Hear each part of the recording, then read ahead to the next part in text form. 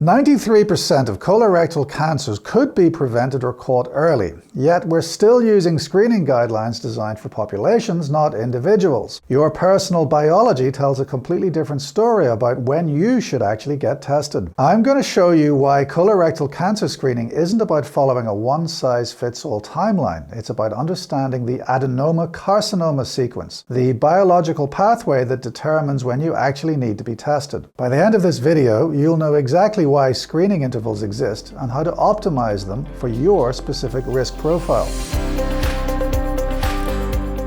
Let's start with the biology that makes screening possible. Colorectal cancer follows a predictable pathway called the adenoma-carcinoma sequence. Normal epithelial cells in your colon gradually accumulate genetic mutations over decades before becoming invasive cancer. This process typically takes 10 to 15 years. First, you get small adenomatous polyps, essentially precancerous growths. Most stay small and harmless, but some acquire additional mutations, growing larger and developing more aggressive features. Eventually, a few break through the basement membrane and become invasive cancer. This extended timeline creates what we call the screening opportunity window. We're not trying to catch cancer after it forms, we're trying to find and remove those high-risk polyps before they ever become cancer. Here's where the biology gets specific. Small polyps under 6 millimeters have less than a 1% malignancy risk. That's why gastroenterologists often leave tiny polyps alone during colonoscopy. But polyps larger than 20 millimeters, they carry a 10 to 40% cancer risk. The sweet spot we're targeting are advanced adenomas, polyps 10 millimeters or larger with high-grade dysplasia or villus features. These are the ones most likely to progress to cancer within 5 to 10 years. This is why colonoscopy intervals have been pushed out to 10 years after a normal colonoscopy exam. It's not arbitrary, it's based on how long it takes for new polyps to develop and progress through this sequence. Now let's talk about why different screening tests have different timing recommendations. Fecal immunochemical tests, or FIT tests, are recommended every 2 years. They detect human hemoglobin from bleeding lesions. FIT, or FIT, has 79 to 88% sensitivity for detecting colorectal cancer, but only 23 to 39% sensitivity for advanced adenomas. That's because not all polyps bleed consistently. The 2-year interval balances catching early cancers while avoiding excessive false positives from benign bleeding sources like hemorrhoids. Colonoscopy remains the gold standard with 95% sensitivity for cancers and 85 to 95% sensitivity for advanced adenomas. It can both detect and remove polyps in the same procedure. That's why the interval stretches to 10 years. You're not just detecting problems, you're preventing them.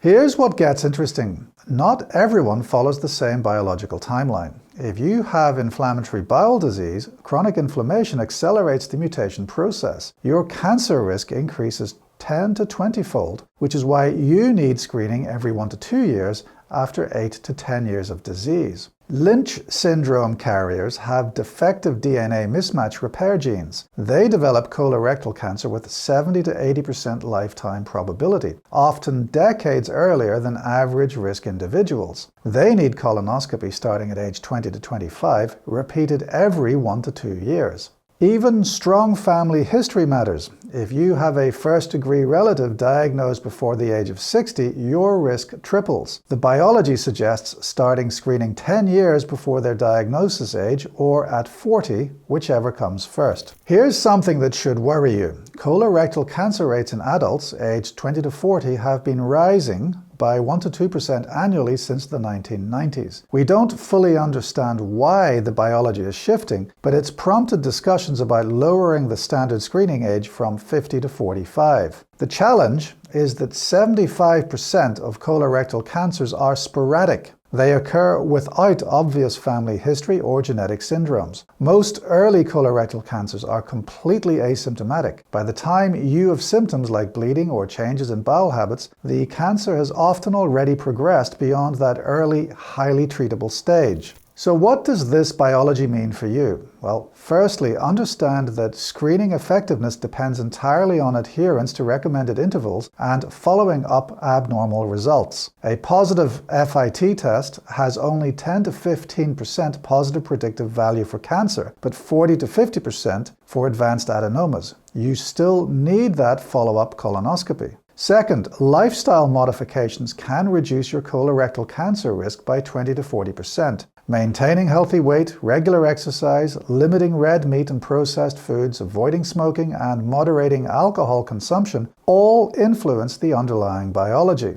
The future of screening is moving towards truly personalized approaches. We're developing blood-based tests that detect circulating tumor DNA, artificial intelligence to improve polyp detections during colonoscopy, and polygenic risk scores to refine individual screening strategies. Understanding the biology behind colorectal cancer screening helps you make informed decisions about your health. If you found this perspective on screening timing valuable, subscribe to MedHeads for more evidence-based medical education. I'm Dr. Ferghal Armstrong, and this has been MedHeads.